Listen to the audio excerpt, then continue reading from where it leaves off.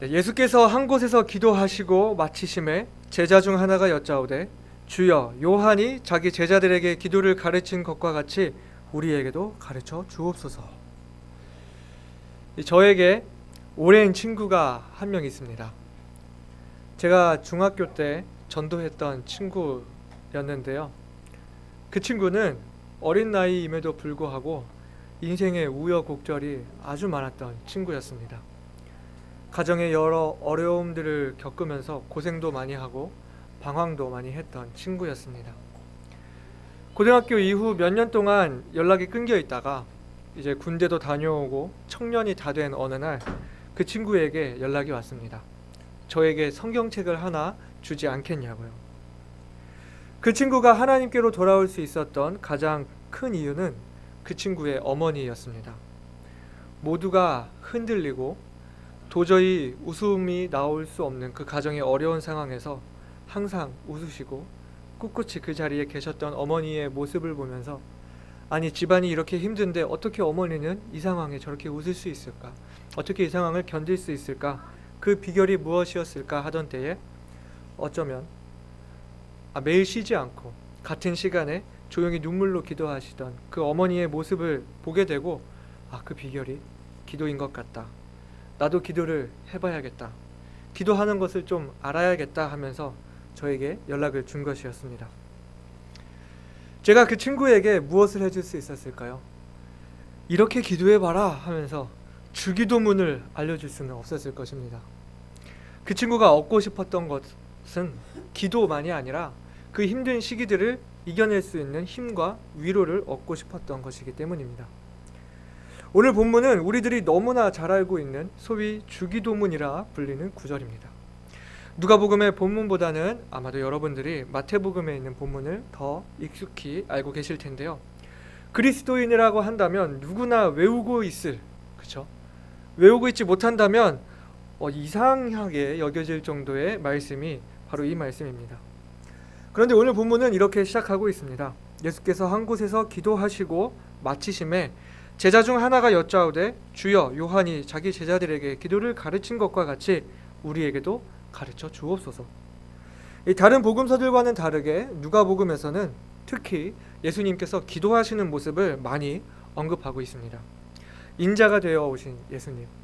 그렇기 때문에 예수님도 하나님을 향하여 기도하셔야 했던 그 많은 모습들을 담으며 오늘 본문에서도 주님께서 기도를 하시고 마치신 후에 제자 중 하나가 기도를 가르쳐 달라는 요청을 하는 것을 보게 됩니다. 우리가 지금까지 누가복음을 살펴오면서 예수님의 여러 가르침과 또 기적들, 사람들을 살피신 그 주님의 모습들을 지켜봐 왔습니다. 항상 무리들에 둘러싸여 계셨고 머리 둘 곳 없이, 머리 둘 시간도 없이 툭하면 날이 새도록 사람들을 만나 그들을 돌보시고 낫게 해주시는 이런 사역을 하시면서 그 바쁜 가운데서도 기도하는 시간을 놓치지 않으셨고 제자들은 그 예수님의 모습을 봐왔을 것입니다. 십자가를 향해 예루살렘을 향하여 가는 그 여정에서 이 12명의 제자들이 사도로서 준비되는 그 시점에서 한 제자가 주님께 요청합니다. 주님, 기도를 가르쳐 주옵소서.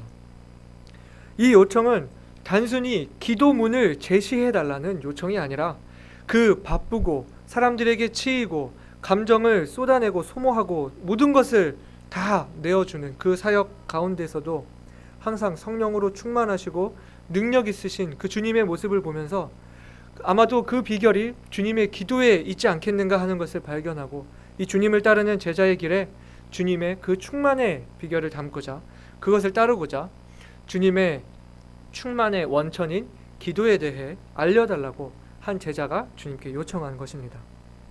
주님은 어떤 분이십니까? 우리가 구하는 것에 더 넘치도록 주시는 분이시지 않습니까? 그런 주님께서 기도를 알려달라고 하는 그 제자에게 단순히 한 기도문만을 주셨을까요? 우리가 주님께서 기도에 대해 말씀해 주신 이 본문을 통해 알아야 할 것은 기도문이 아니라 기도의 모범, 즉 기도의 방법뿐만 아니라 기도의 정신, 기도의 삶을 배워야 하는 것입니다. 주님은 제자들에게 기도를 알려주시면서 이것을 기도해라, 이대로 기도해라가 아니라 이렇게 기도하라 말씀하셨습니다. 어떻게 기도해야 하는지, 기도의 방법과 기도의 삶에 대해 주님께서 보여주신 것입니다. 많은 한국 교회들이 이 기도문을 외웁니다. 우리는 예배 시에 이 말씀을 외우지 않죠. 그래서 우리 예배에 처음 오시는 분들이 예배 오시고는 여긴 좀 이상하다 하면서 돌아가시는 분들도 있었습니다. 우리가 이 말씀을 왜 함께 예배 시간에 기도하지 않습니까? 이 말씀을 우리가 외워야 하는 기도문이 아니라 주님이 가르쳐 주신 기도의 원리라고 믿기 때문입니다. 따라서 우리는 더더욱 이 말씀에 대해 잘 이해해야 할 필요가 있는 것이죠. 이렇게 기도하라 말씀하신 그 주님의 가르침에 따라 오늘 본문을 통해 참된 기도의 모습은 무엇인지, 또 주님께서 말씀하신 기도의 정신과 기도의 삶은 무엇인지 함께 말씀을 나누기를 원합니다. 가장 먼저 알아야 할 것은 기도의 자격을 갖추어야 한다는 것입니다. 예수님께서 이렇게 기도하라 하시면서 가장 먼저 하신 말씀이 무엇입니까? 아버지여 라는 부분입니다. 기도의 대상 되시는 하나님께 아버지라 부를 수 있는 그 관계가 우선되어야 한다는 것입니다. 지난 주일 오후에 목사님께서 바른 기도에 대해 말씀을 해주셨습니다. 아버지와의 관계, 이 하나님께서 나의 아버지가 되신다는 것, 나보다 나를 더 잘 아시고 나를 살피시는 아버지, 나의 그 자녀의 울음소리만 듣고도 어떤 필요가 있는지를 아시고 한밤중에도 고통 중에 신음하는 그 소리를 듣고 잠에서 깨어 달려오시는 그 아버지가 되는 관계 안에서 우리가 형식에 매이지 않고 자유롭게 기도할 수 있다는 것입니다. 우리가 주님이 가르쳐 주신 그 기도에서 가장 먼저 알아야 할 것은 하나님을 아버지라 부를 수 있는 그 예수님과 하나님과의 그 관계를 먼저 보고, 우리 또한 하나님을 아버지라 부를 수 있는 그 관계를 가져야 한다는 것입니다. 여러분 구원 받으셨습니까? 하나님의 자녀가 되셨습니까? 요한복음 1장 12절에 어떻게 말씀하고 있죠? 영접하는 자, 곧 그 이름을 믿는 자들에게는 하나님의 자녀가 되는 권세를 주셨으니 라고 말씀하셨습니다. 예수 그리스도를 나의 구세주로 믿고 그 마음에 영접한 사람이라야 하나님의 자녀가 될 수 있고 하나님을 아버지라 부르고 또 기도할 수 있는 자격이 주어지는 것입니다. 물론 하나님은 죄인의 기도에도 응답하실 수 있습니다.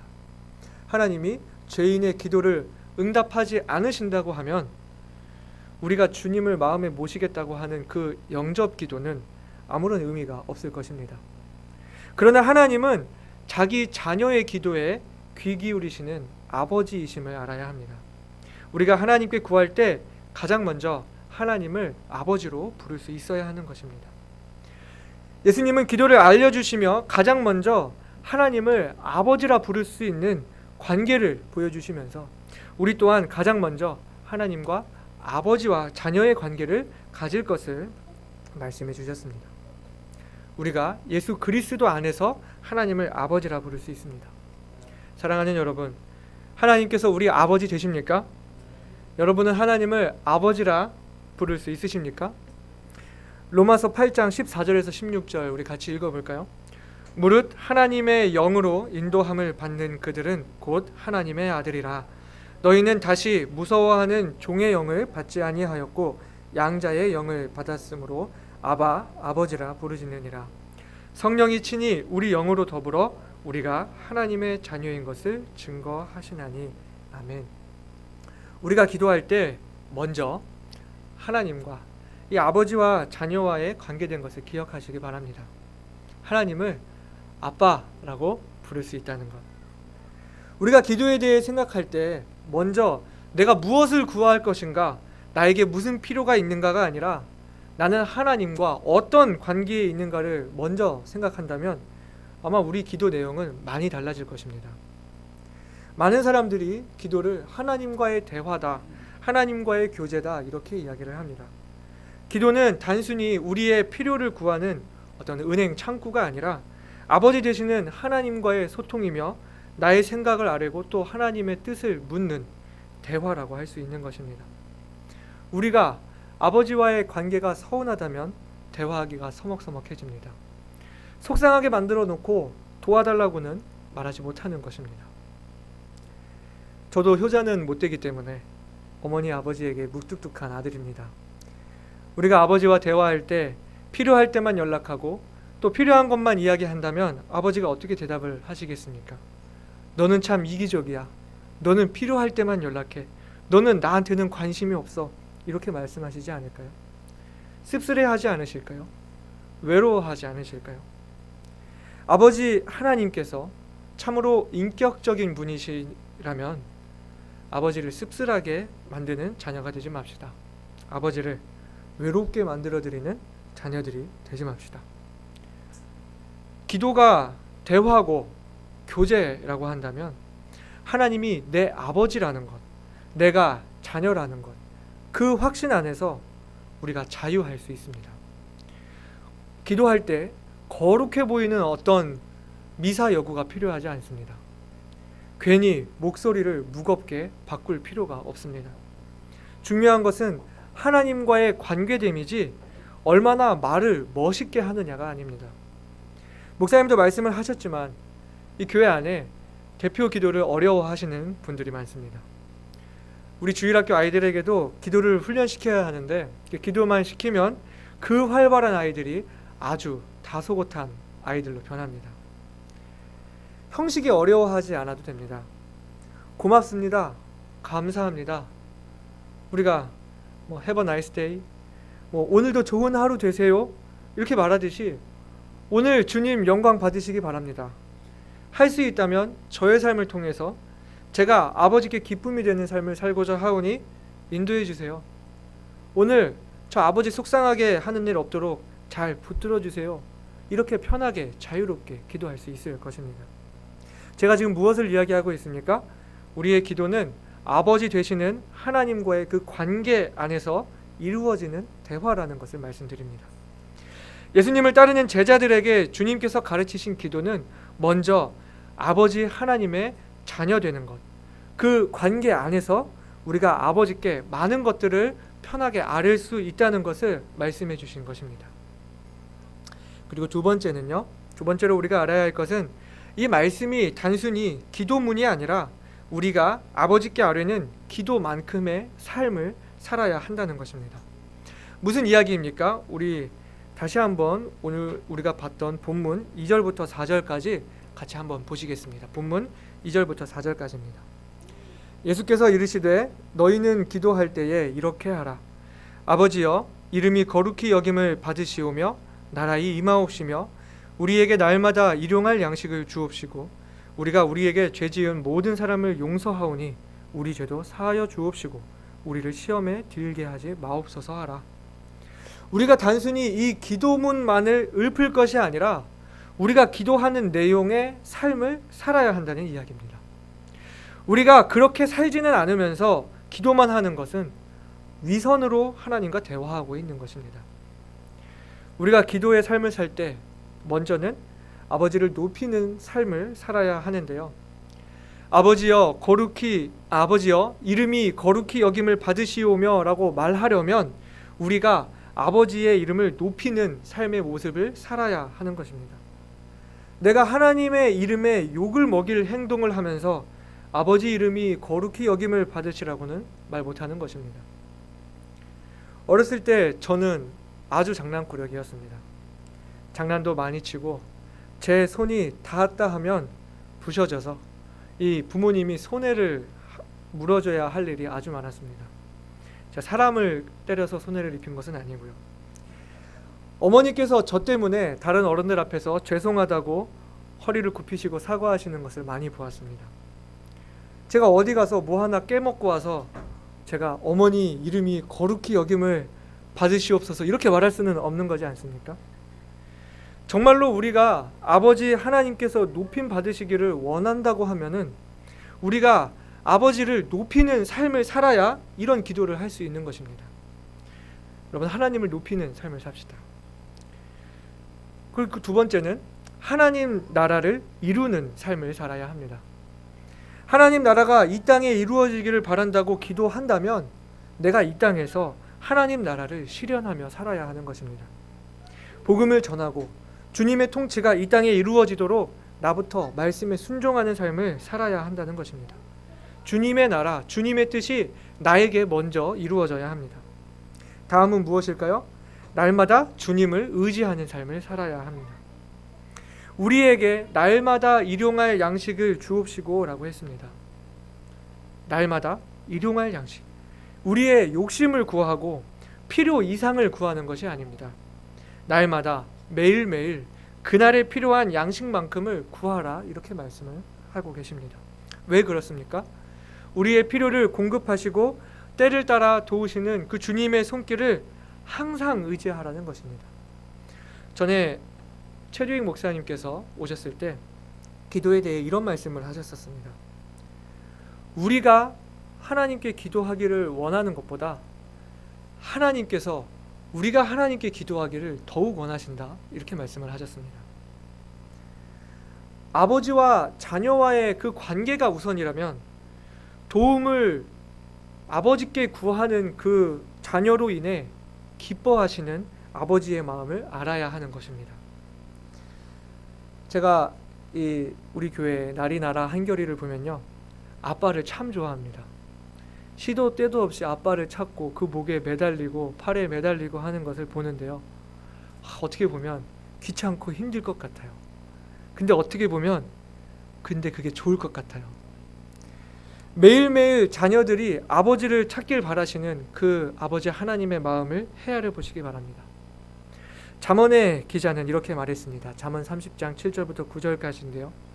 내가 두 가지 일을 주께 구하였사오니 나의 죽기 전에 주시옵소서. 곧 허탄과 거짓말을 내게서 멀리 하옵시며 나로 가난하게도 마옵시고 부하게도 마옵시고 오직 필요한 양식으로 내게 먹이시옵소서. 혹 내가 배불러서 하나님을 모른다 여호와가 누구냐 할까 하오며 혹 내가 가난하여 도적질하고 내 하나님의 이름을 욕되게 할까 두려워함이니이다. 부하게도 말고 가난하게도 말고 필요한 만큼만 주시옵소서. 매일매일 날마다 주님을 의지하는 저와 여러분이 되시기 바랍니다. 다음은 용서를 실천하는 삶입니다. 본문의 4절을 보시면 우리가 우리에게 죄 지은 모든 사람을 용서하오니 우리 죄도 사하여 주옵시고 라고 알려주셨습니다.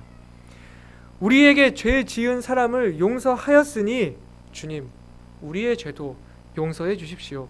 이렇게 기도하라 주님이 말씀하신 것은 우리가 기도할 때 주님께 자백할 필요가 있다는 것을 말씀해 주시는 것이지만 주님께 자백을 구할 때 먼저 내가 주님께 받았던 그 용서를 다른 사람에게 베풀어라. 용서를 구하지만 말고 용서하는 사람이 되어라 말씀하시는 것입니다.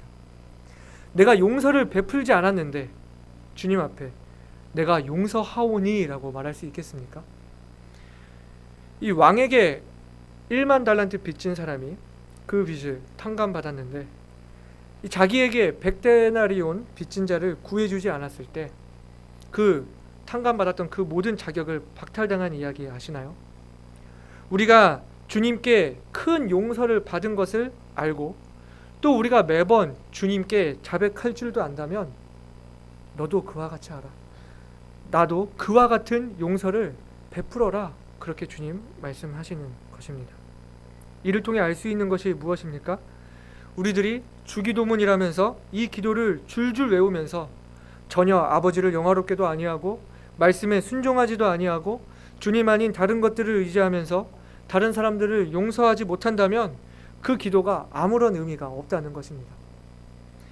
어떻게 이 내용을 잘 살펴보면 주님께서 이렇게 기도하라 하신 그 말씀의 의미는 우리가 흔히 이야기하는 그 기도손, 찬양, 감사, 자백, 중보, 간구와 같은 이런 기도의 내용들을 넣어서 입술로만 기도하지 말고 그렇게 기도하는 만큼의 삶을 살라고 말씀하시는 것입니다. 우리가 정말 하나님과 아버지 되는, 자녀 되는 그 관계를 생각한다면 우리의 기도가 단순히 입술로만 말하는 기도가 아니라 우리의 삶을 통해 아버지께 보여드리는 기도가 되어야 한다는 것입니다. 이렇게 해야 이 기도가 아버지와 상호간의 대화가 되는 것입니다. 우리가 기도하는 만큼의 삶을 살지 않고 그 기도만 그저 읊조리고 있기 때문에 상호 대화가 아니라 일방적인 청구밖에 되지 않는 것입니다.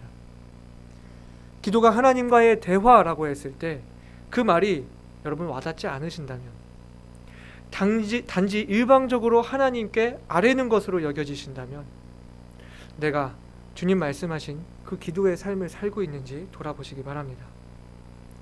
주님께 드리는 우리의 메시지, 아버지를 높이고 하나님 나라를 이루며 날마다 주님을 의지하고 주님의 사랑과 용서를 실천하는 삶을 삽시다. 자, 이렇게 말하니까 기도가 갑자기 어려워지죠. 무거워지죠. 내가 그렇게 살 수 있을까? 주님께 필요를 내가 정말 이렇게 구해도 되는 것일까? 쉽지 않으신가요?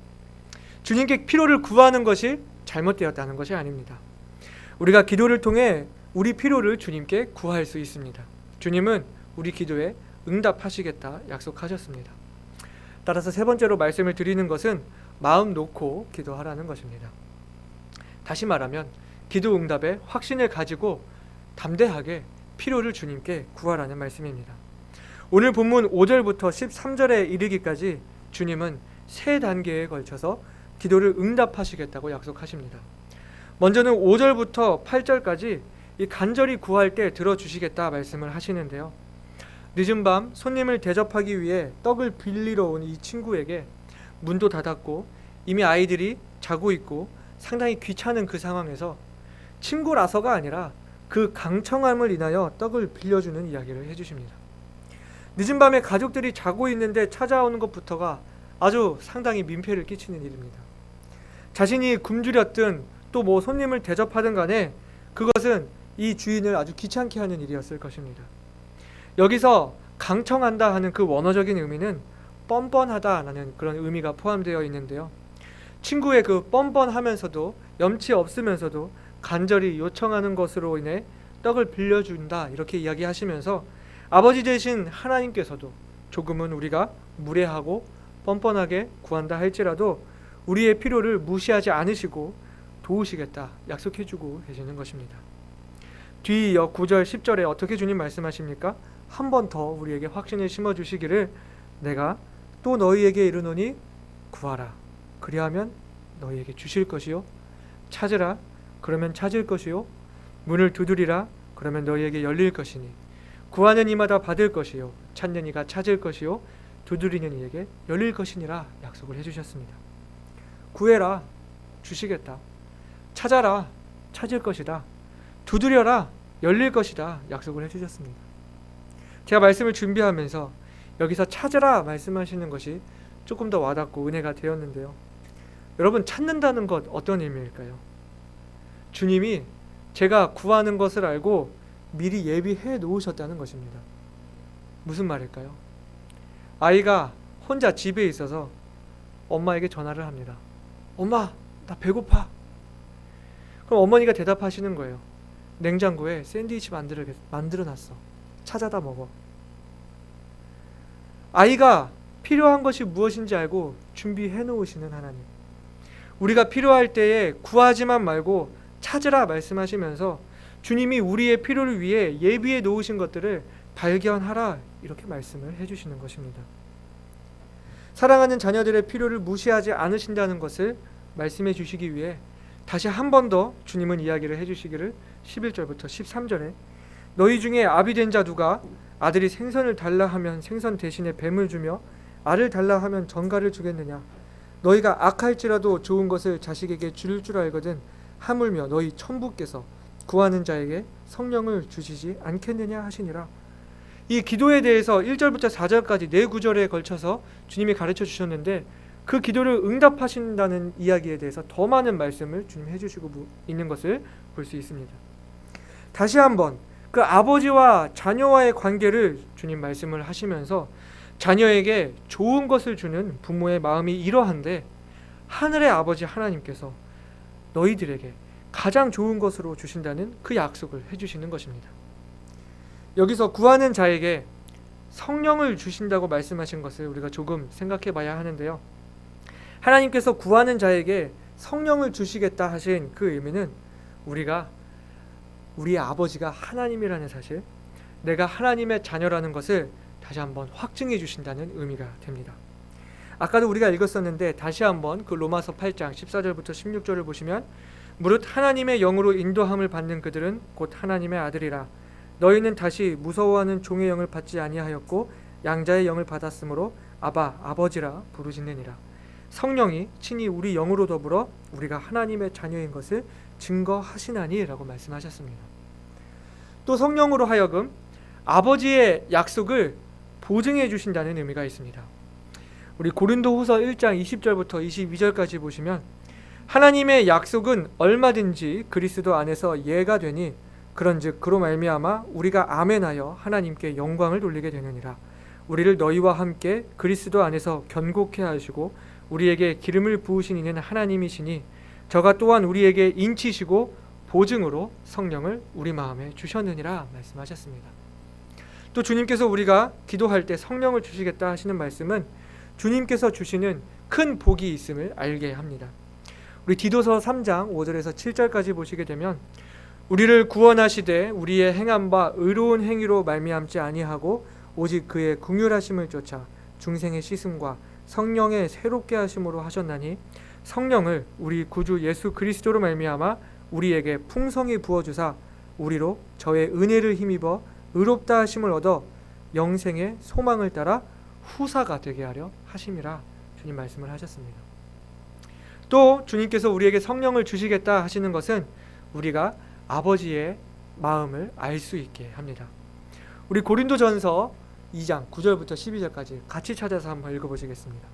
고린도전서 2장으로 가셔서요 9절부터 12절까지 우리가 같이 한 목소리로 읽어보시겠습니다.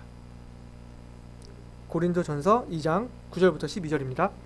기록된 바 하나님이 자기를 사랑하는 자들을 위하여 예비하신 모든 것은 눈으로 보지 못하고 귀로도 듣지 못하고 사람의 마음으로도 생각지 못하였다 함과 같으니라. 오직 하나님이 성령으로 이것을 우리에게 보이셨으니 성령은 모든 것 곧 하나님의 깊은 것이라도 통달하시느니라. 사람의 사정을 사람의 속에 있는 영 외에는 누가 알리요? 이와 같이 하나님의 사정도 하나님의 영 외에는 아무도 알지 못하느니라. 우리가 세상의 영을 받지 아니하고 오직 하나님께로 온 영을 받았으니 이는 우리로 하여금 하나님께서 우리에게 은혜로 주신 것들을 알게 하려 하심이라. 아멘. 우리가 아버지께 구할 때에 아버지께서 주시겠다 약속하십니다. 우리가 조금 모자라고 자격 없고 또 뻔뻔스럽다 염치 없다 할지라도 사랑하는 자식에게 가장 좋은 것으로 주시겠다 말씀하셨습니다. 사랑하는 성도 여러분, 우리의 기도 생활은 어떻습니까? 아니, 아버지 되시는 하나님과의 관계는 어떻습니까? 우리가 하는 기도가 형식적인 인사치레에 머물고 있지는 않습니까? 우리가 하는 기도가 일방적인 요구에 머물고 있지는 않습니까? 우리가 하는 기도와 또 우리 삶의 모습이 상당한 괴리가 있지는 않습니까? 기도하면서 염려하고 기도하면서 찾지 않고 기도하면서 불평하고 있지는 않습니까? 이제는 아버지 하나님을 생각하는 기도를 합시다. 우리가 기도하는 만큼 아버지를 높이고 주님 말씀을 따르며 주님을 의지하는 삶, 주님의 사랑과 용서를 베푸는 삶을 사십시다. 우리 기도에 응답하시는 주님을 신뢰하고 주님께 우리 마음을 온전히 맡깁시다. 너희는 이렇게 기도하라. 주님께서 우리에게 가르치신 것과 같이 기도문이 아니라 기도의 자세, 기도의 정신, 기도의 삶, 우리 주님이 기도하신 것과 같은 그런 기도를 우리가 할 수 있기를 원합니다.